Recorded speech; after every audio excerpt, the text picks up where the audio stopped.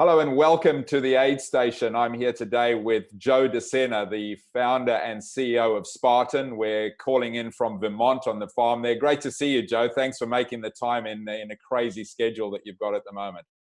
Thanks for being interested in talking to me. If people didn't talk to me like you, I'd just be doing workouts all day and I'm exhausted. So this is good. Mate, you burnt that body out. You told me you're going to take 5 days off burpee. I don't know if you remember this, but you were going to come to Singapore about 5 years ago for our first mass participation Asia conference. And you had someone come up and I ended up on the stage with Michael Goodwin. And before he'd let me interview him, he made me get down and do 10 burpees on the stage. So I don't know if I owe you 10 or you owe me 10, but it was fun. I owe you 10. I owe you 10, but I did a lot this morning. So if you could give me a pass, I would appreciate it. I'll give you that pass, mate. I've been following you on your LinkedIn lives. You've certainly earned it. Hey, Joe, amazing story. I mean, I can't begin to tell your story. So maybe just, a couple of minutes of the background of how it all started, Wall Street to where you are now and the amazing impact you're having on people's lives all over the world. Yeah, I was really lucky. I grew up in a neighborhood that was a crazy place, somehow attracted all the bosses of organized crime. So it was, it was set up to send kids like myself in the wrong direction. But I got lucky in that my mom found yoga, meditation, and health food in literally the one health food store in all of Queens. Wow. She walked in one day and there was a yogi in there in 1972. And she had an open mind. A lot of us don't have open minds. This was before there were yoga journals or Whole Foods or yoga studios even. I mean, I think Gold's Gym was probably the only gym chain in the US or something, right? Mm-hmm. Maybe Jack LaLanne. And she brought it home and it was very bohemian. It was very crunchy. It was something I wasn't interested in. My sister wasn't interested in. We were almost embarrassed by it. Having monks in the living room chanting, kombucha being brewed in the kitchen.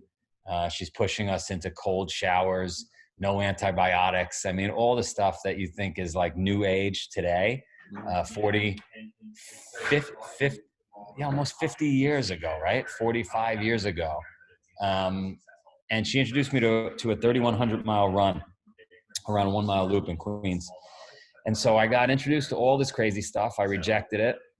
Fast forward, I built some businesses because that's what we do in that neighborhood in Queens.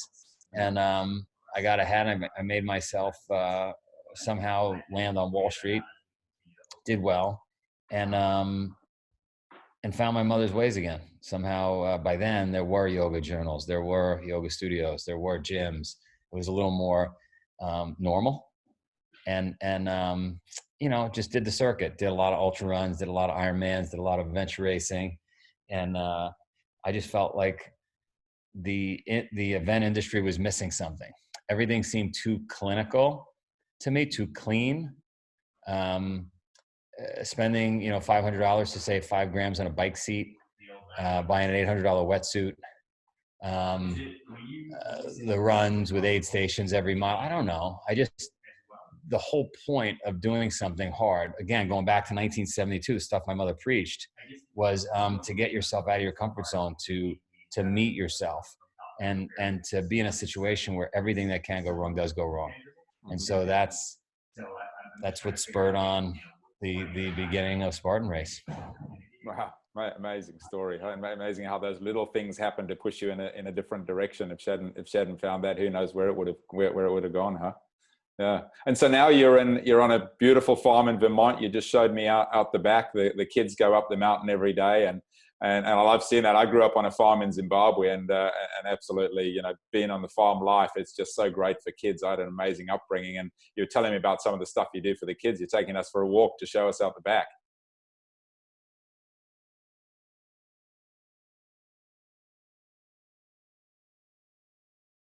Wow, look at that. Amazing. I've lost your sound there, Joe, but I guess it'll come back as you come inside. I had hit mute, sorry, but that's right. I make the kids climb that every morning, 6:30 in the morning, carrying weights up to the top. What a great way to start the day. And so you got 4 kids, haven't you? Ranging from, I think I worked out 7 to 13, 14, something like that. Exactly. Yeah. Yeah. What a great upbringing for them. And so what, you talk about, you got like 30 staff there on the farm at the moment. And then you've obviously got all your staff all over the world, 45 countries, I think I'm right in saying. 45 countries. 45 countries shut down. 45 all shut down. Yeah. Lockdown. And yeah, crazy. And I mean, we were talking before we came on about. I got one country open, Sweden. Yeah, Sweden's still open, isn't it? I mean, speaking to a few people up there, and it's interesting the stuff that they got going on. So you got races happening there? I don't have anything yet, just because it wasn't on the schedule. But it's awesome to see that one country took a different tact, and it looks like it's working. It looks like it was a smarter thing to do. It seems to be, doesn't it? Yeah, fantastic. Yeah.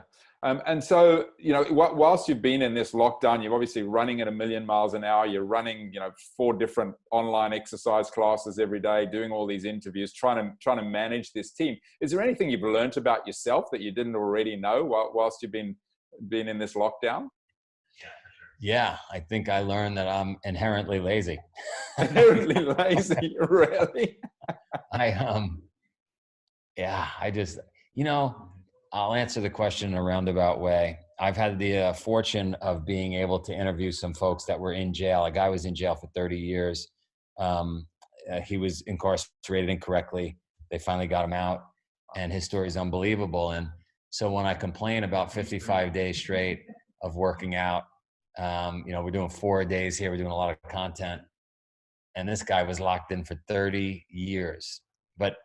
But not just locked in, right? Locked in incorrectly. So can you imagine, can you imagine that? Can you forget about the time and forget about the physical difficulty, but like the mental difficulty of like, hey, wait a minute, I didn't do it. Yeah. I didn't do it. And somehow keeping yourself together. And so when you ask, what have I learned about myself? I don't know. I can't hold a candle to that. I'm 55 days in and I'm tired. Yeah. I can't hold a candle to guys like that, guys that I got a guy I interviewed, missing 2 legs. He was out in the snow in Alaska, passed out, woke up, both legs frostbitten, they had to cut him off.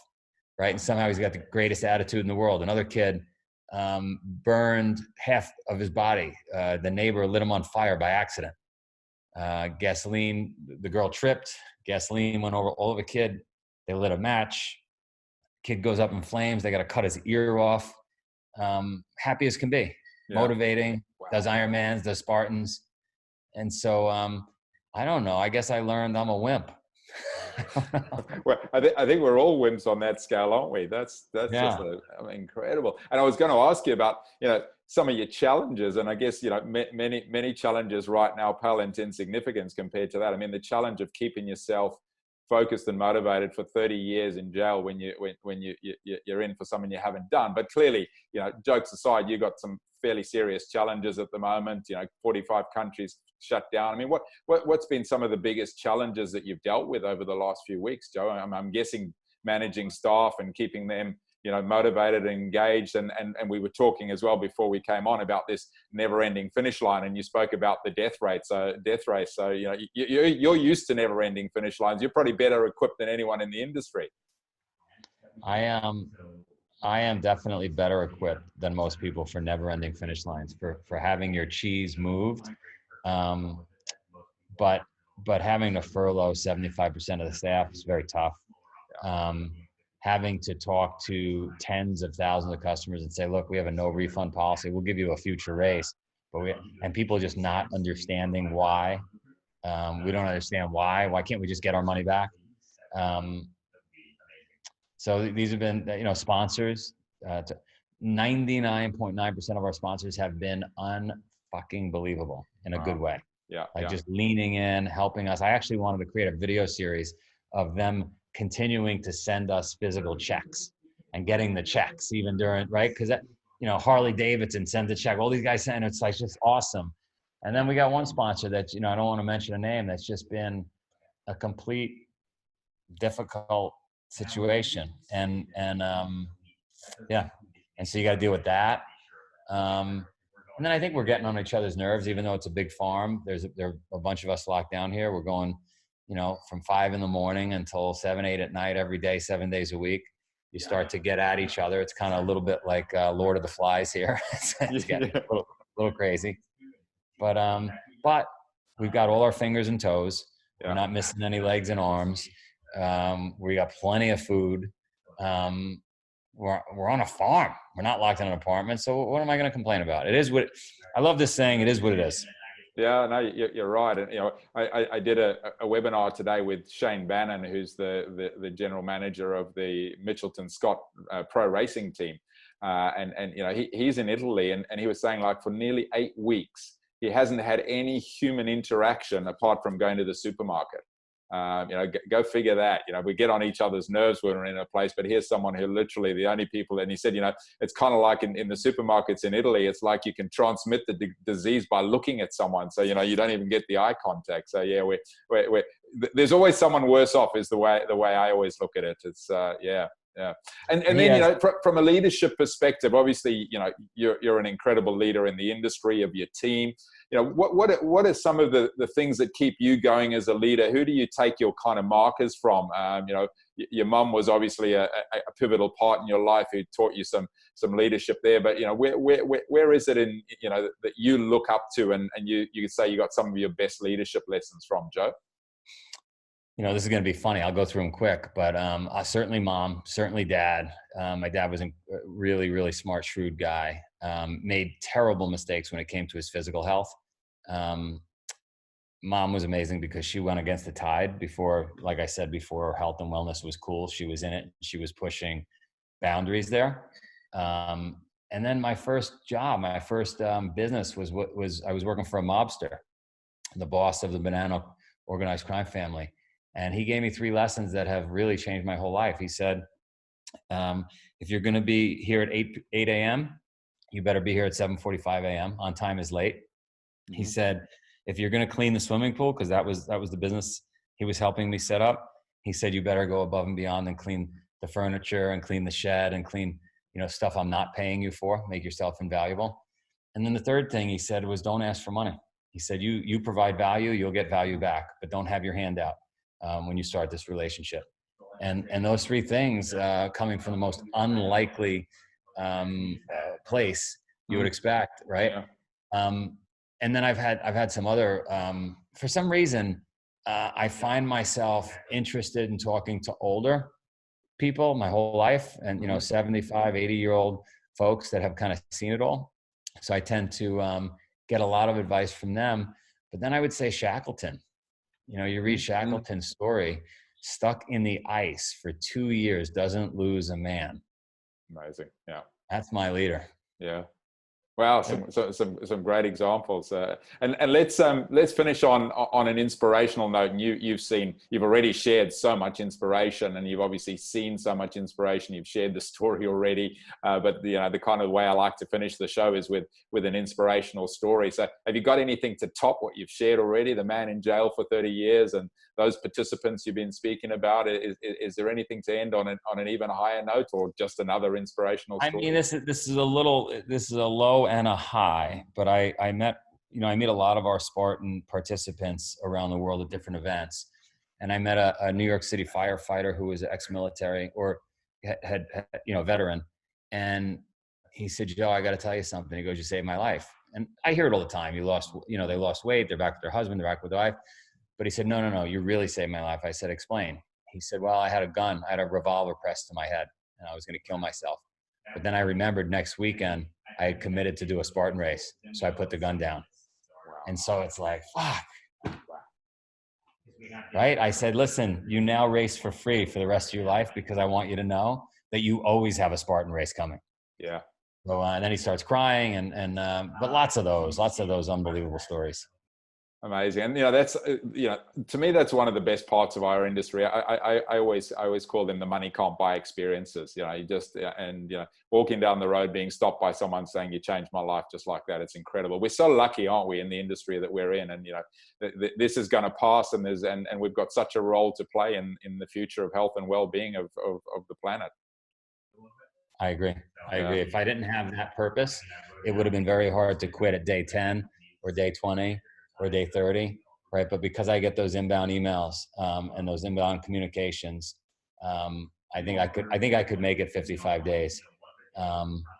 Rumor has it, by the way, Shackleton did not have Netflix on that boat when they were stuck in the ice. Yeah, yeah. We've got a lot more to keep us comfortable than poor old Shackleton had. That's for sure. Yeah. Joe, it's been an absolute pleasure. I really appreciate you making the time. I know how busy you are. I look forward to the day when we can do burpees next to each other. We'll keep it at 10 because I'm not sure I can go further than 10 alongside you. But thanks so much for your time. All the best, and look forward to seeing your races back up and live again. Thanks so much for what you're doing. You're absolutely awesome. Thanks for having me. Cheers, Joe. Bye-bye.